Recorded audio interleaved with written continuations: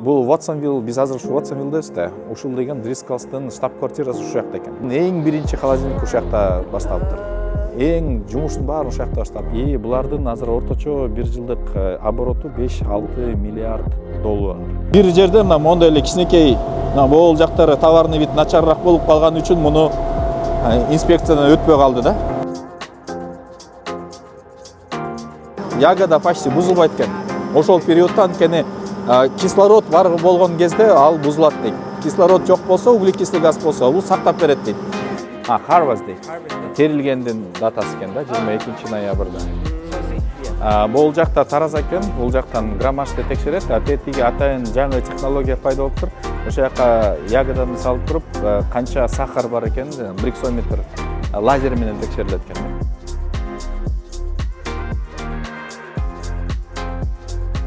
$22 екен, органикалык 28 екен.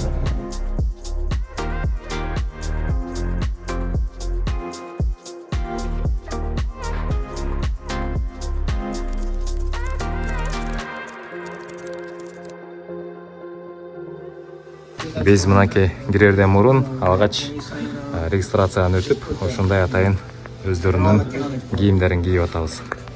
Driscoll's визитке келген адамдар деп караңыздарчы, биз кайда жүрөбүз. Малинанын көчөттөрү азыр сакталып туруптур холодильникте. Мустак температурада кармап турат, чтобы ал уктап тургандай кармап турушат экен да. Бул получается именно малинанын эмеси, жана тамыры and with coconut pit,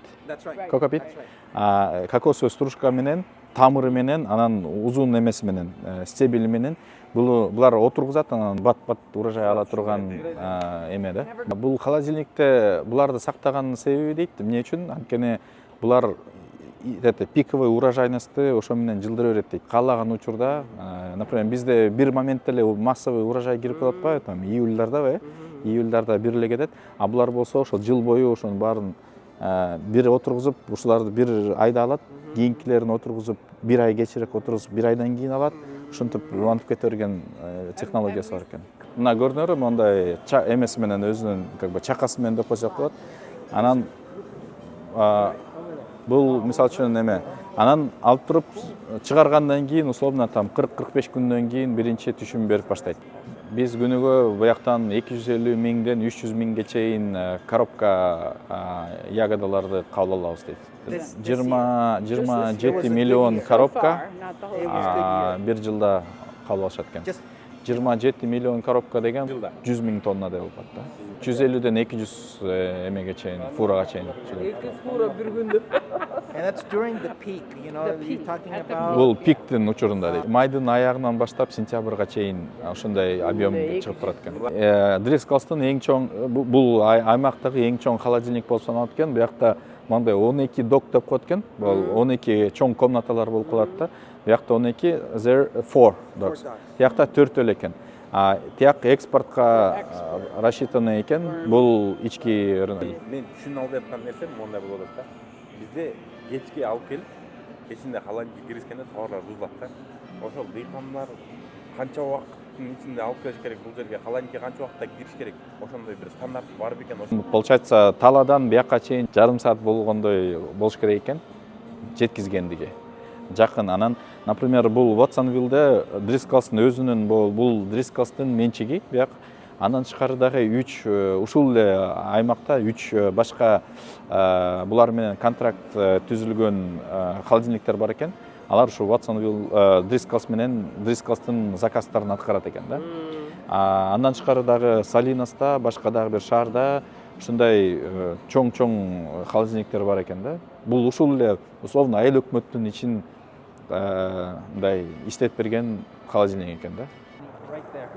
Бул жерде бир маалыматты айтып кетейин. Бул блок буякта бүт жана упаковканын эмелерин, тараларды ушул жактан беришет экен фермерлергечи.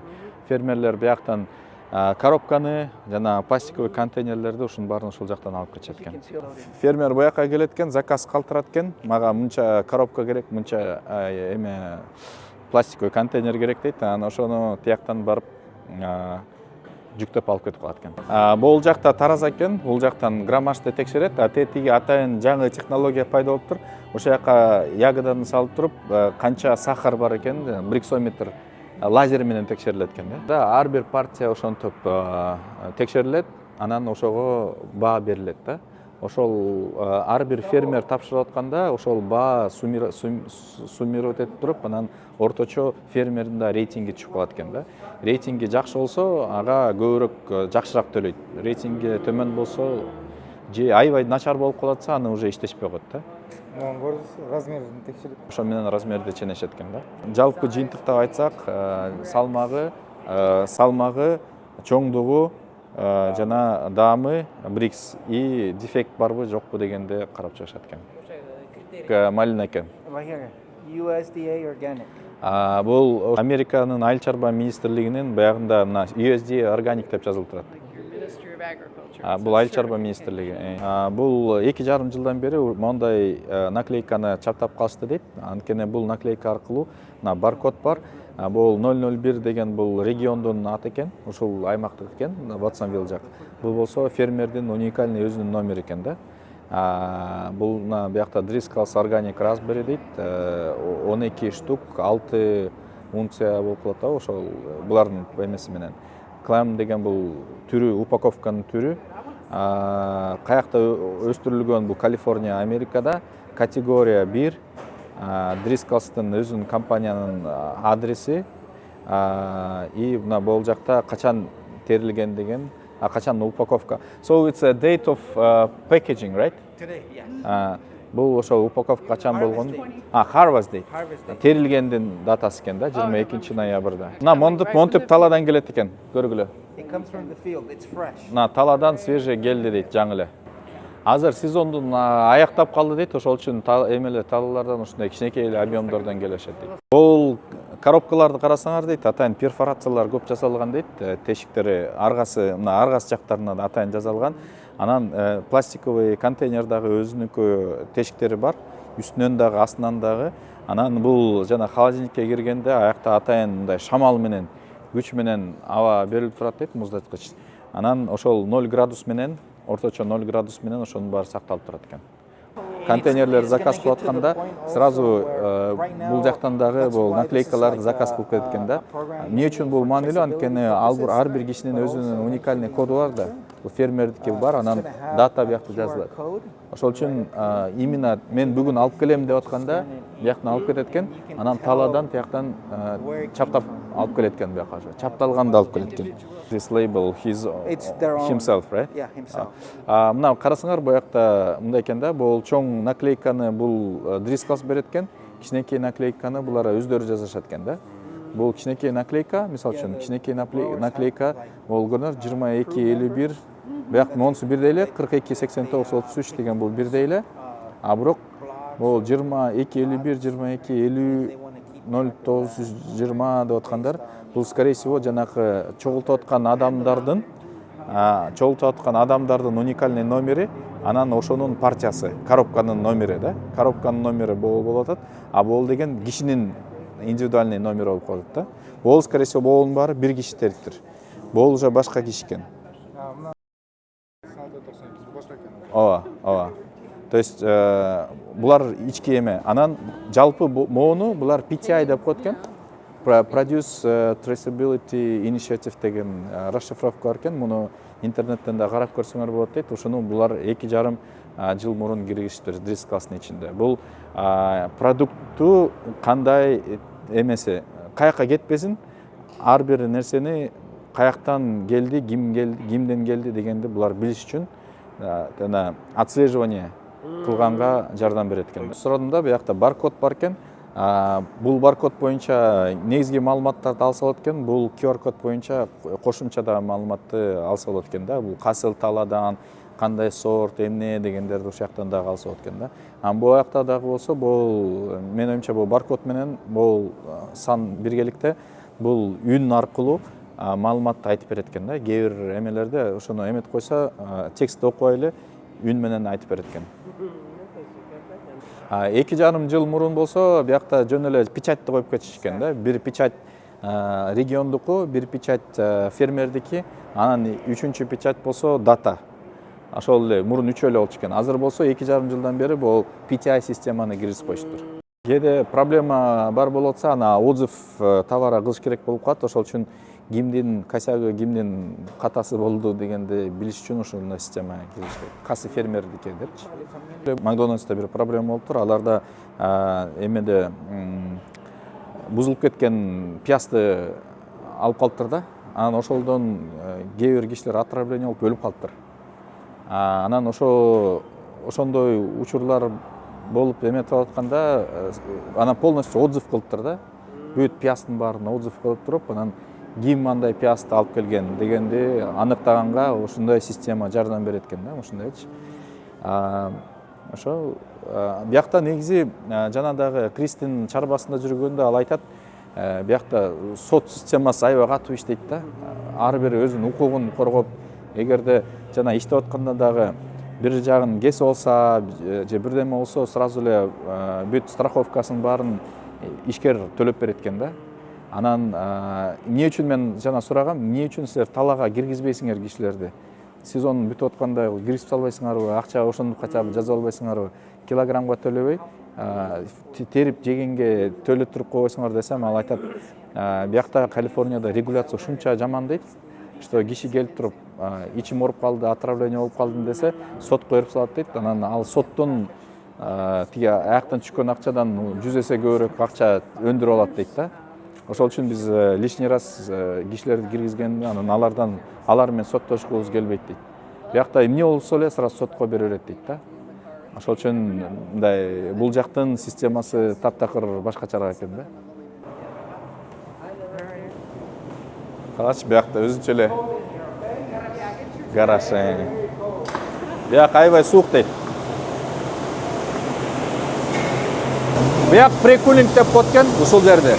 Жанакы талаадан ысык болуп келет да, жылуу болуп келет да. Анан бияка коюп коет экен монтуп туруп, анан ошол ысыгын баарын соруп алат экен да. Муздатат, предварительно муздатат. So what that does is like a vacuum. Yeah. Cold air is coming through there, and that's pulling the cold air. Үстүнөн муздак аба чыгарышат экен, муздаткыч. Анан бул үстүнөн аба тияка кетип, мына тияктан кетип туруп, кайра муздак аба ылдый жагынан монтуп туруп тартып алат экен. Анан бул ар бир тешиктерден муздак аба мөмөлөрдү бүт жагынан муздатып чыгат экен да. Бир температураны түшүрүп алат экен. Антпесе бир жак жылуу, бир жак муздак болуп, мындай көгөрүп плесен болуп кетиши мүмкүн да. Азыр сезон айыктап калган үчүн биякта бир эле палет турат дейт. Сезон жана катуу ысып турганда биякта 4 палетаны сол жагына, 4 палетаны оң жагына, анан бул муну туннель деп коет экен да. Ошол жагына мына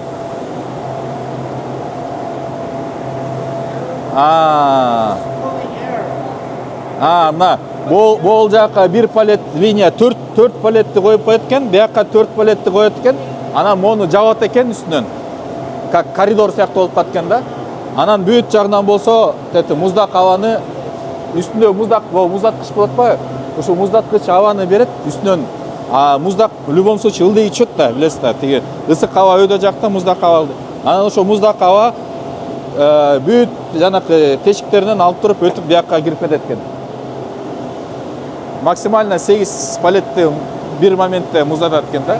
Бул прекулинг только. Бул эшиктен жылуу болуп келгенде биринчи муздатып алып туруп гана анан холодильникке киргизет. Бул инспекциядан өтпөй калган малиналар дейт, ягодалар. Биякта малина, клубникалар болуп калышы мүмкүн. Анан булар уже өтпөй, бул как бы буларды мындай эмеге берип салышы мүмкүн экен да, переработкагачы. Эмеге джем чыгарабы, сок чыгарабы, мороженое чыгарабы, ошолорго өткөрүп берип коет экен. Бирок бул уже мына карабайсыңар, бул клубника, инспекциядан өтпөй калгандар, мына көнөр кичине бияк эметип калгандар, сапаты кичине начарыраак болгондугу болот да. Бирок биз үчүн мисалы үчүн жакшы эле көрүнүп аткандай болуп турат. The grower decides to donate мына көрдүңөрбү буякта кичине. So it's like this, right?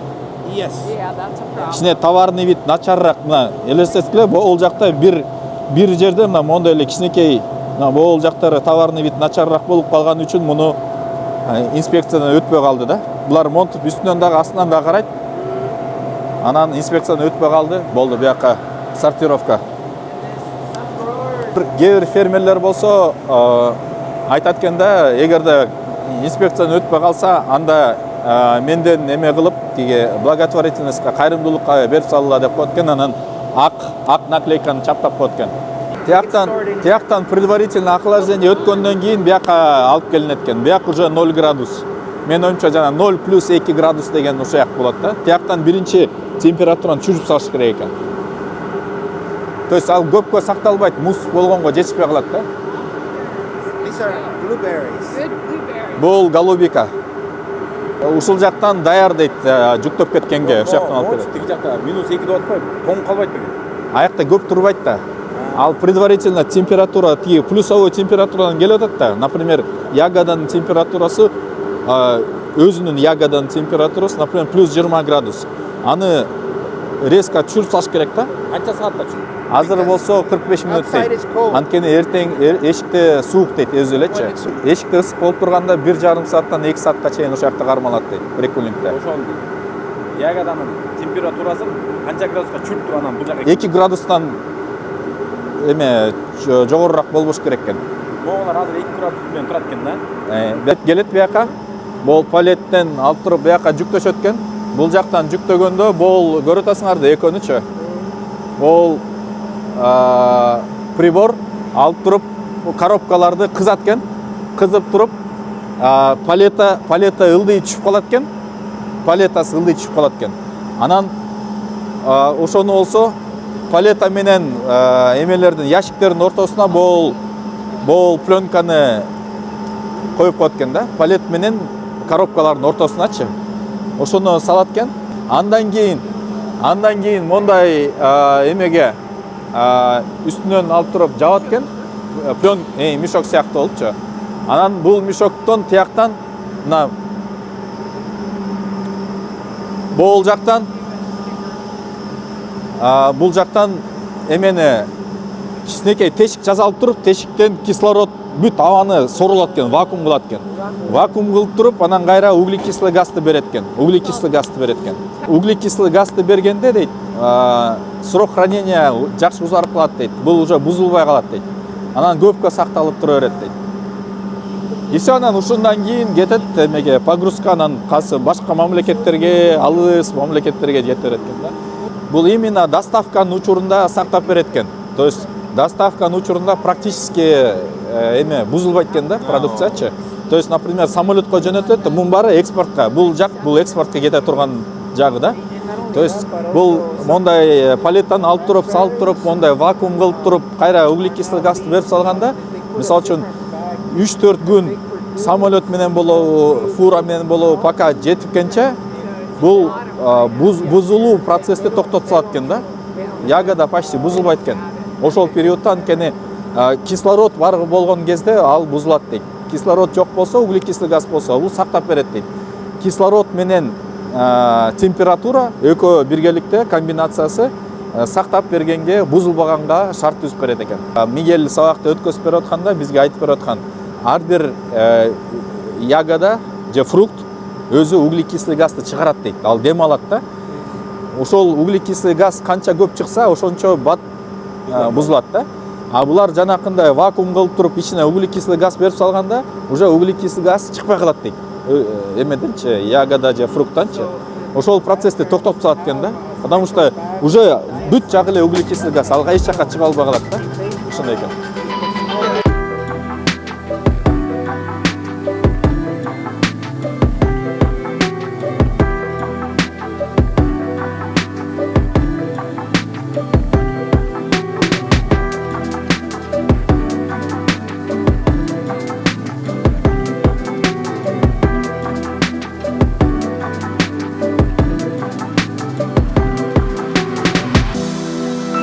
Бул биздин оборудование эмес дейт, бул ушу Тектрол компаниянын оборудованиясы.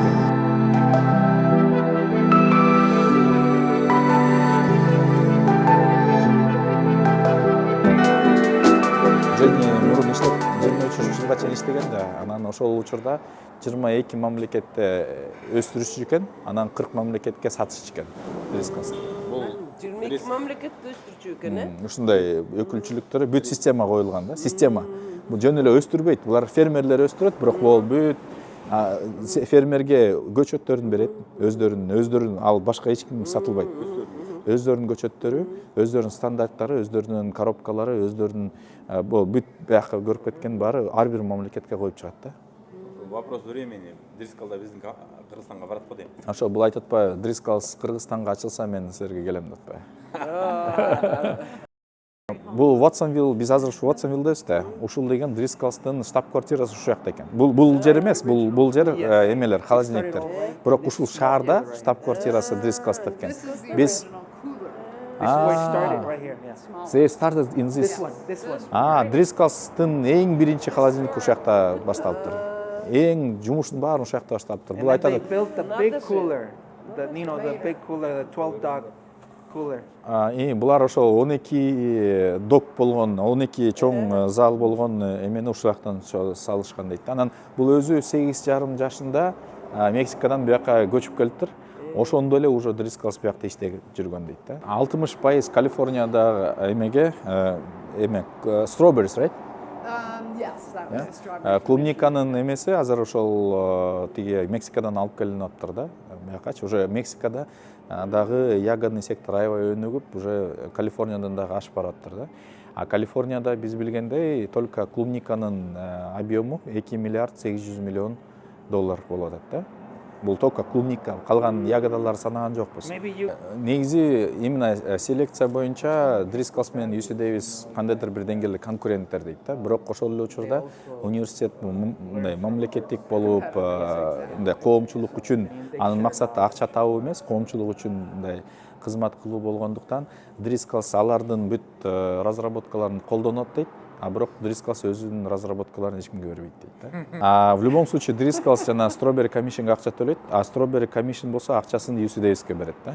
А UC Davis по-любому жаңы разработкаларды кылат, анан ал разработкаларды булар пайдаланат да. Анан UC Davis'тен азыр Driscoll's бүт баары суранаттыр.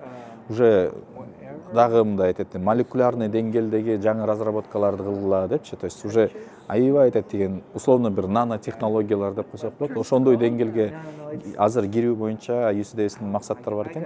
Driscoll's Американын 30% рыногун ээлеткен, эме кулпунай боюнча, 80% малина боюнча, 30% ежевика боюнча, анан 20% орточо булардын айтымында 20% голубиканын маркеттерин. Ушул 4 продукция менен булар орточо бир жылда 5-6 миллиард доллар оборот жасашат.